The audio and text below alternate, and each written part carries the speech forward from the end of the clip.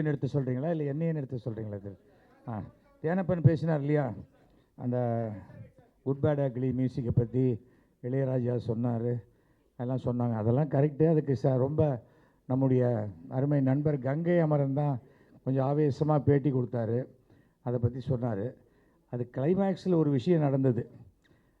அந்த கங்கை அமரன் பேட்டியெல்லாம் பார்த்துட்டு இளையராஜா சொன்னாராம், முதல்ல இவன் மேலே கேஸ் போடணும் அப்படின்னாராம்.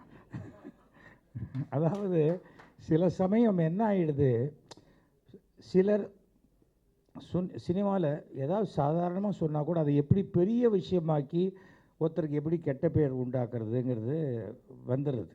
அவ்வளோதானே ஒழிய இது நமக்கு மேட்ரு இல்லைன்னா சில விஷயத்த ரொம்ப பெருசாக்கிடுறோம். அந்த ஒரு காரணத்துக்காக தான் சொல்லப்படுது. ஏன்னா கங்கை அமரனை பற்றி நாங்கள் ஜாலியாக சொல்ல முடியும். ஏன்னா நல்ல ஃப்ரெண்டு எங்களுக்குள்ள. நான் கங்கை அமரன் கச்சேரி பண்ணும்போதே சொல்லுவேன், கங்கை அமரன் பேச்சு கச்சேரி ஃபிக்ஸ் பண்ணால் 4 பாட்டு ஃப்ரீ அப்படிம்பேன். ஏன்னா பாட்டுக்கு நடுவில் பேச்சு தான் நிறையா இருக்கும். ஒவ்வொருத்தருக்கும் ஒவ்வொரு ஸ்டைல் அது. அதனால் அந்த ஃப்ரெண்ட்லினஸ் தானே வழியாக சினிமாவுக்குள்ளே இருக்கக்கூடிய எந்த சண்டையும் நிரந்தரமான சண்டையே கிடையாது.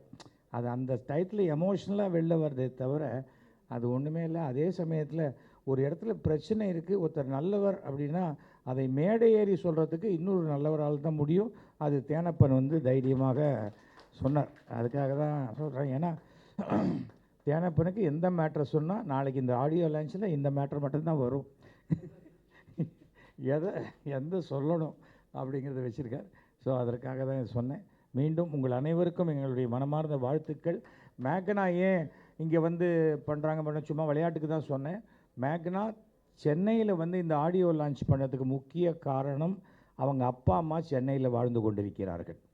அப்பா அம்மா வரணும், அவங்களுக்கு முன்னாடி இதை பண்ணணும்னு. மாதா பிதா குரு தெய்வம், பெற்ற தாய் தந்தை கல்வி போதிக்கக்கூடிய ஆசிரியர், இவங்களுக்கு கொடுக்கக்கூடிய மரியாதை நமக்கு கடவுளுடைய அருள் நேரடியாக கிடைக்கும். எப்போ அப்பா அம்மாவுக்காக இவ்வளோ முயற்சி எடுத்து வந்திருக்காங்களோ அவர்களுடைய ஆசையே இந்த படத்தை மிகப்பெரிய வெற்றி படமாக ஆக்கும். நன்றி, வணக்கம். இந்த சாங்ஸ் சார், இந்த சாங்கும் இந்த ட்ரைலரும் பார்த்துட்டு சொன்னீங்க இதில் ரொம்ப கிளாமராக இருக்குது அப்படின்னு சொல்லிட்டு. ஒரு ஃபியூ மந்த்ஸ் முன்னாடி ஒரு ஃபயர்னு ஒரு படம் வந்துச்சு.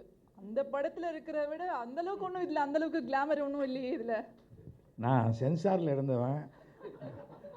அடிப்படையாகவே இதில் ஒன்று சொல்லுவாங்க, இந்த படத்தை பற்றி பேசும்போது இன்னொரு படத்தை கம்பேர் பண்ணக்கூடாதுன்னு சொல்லுவாங்க. அதுதான். அதனால் நான் ஃபயர் பார்த்துட்டு மறுபடியும் பேசுகிறேம்மா. அதை முதல்ல நீங்கள் பாருங்கள் சார். பார்த்தீங்கன்னா இதை பற்றி நீங்கள் பேச மாட்டீங்க. இதை பற்றி பேச தானேமா வந்திருக்கேன். சரி, ஃபயர் படத்தை ஒப்பிட்ட வரையில் மிகச்சிறந்த குடும்ப படமாக இருக்கும் இந்த படத்திற்கு என்னுடைய மனமார்ந்த வாழ்த்துக்களை நான் தெரிவித்துக் கொள்கிறேன். எனக்கு 75 வயசாச்சும்மா, என் பார்வையில் சிலது கிளாமராக தெரியும். நாளைக்கு என் பையன் வந்தால் சூப்பராக இருக்குது அப்படிம்மா, அவ்வளோதானே. தட் இஸ் கால்டு இந்த generation gap. Thank you so much.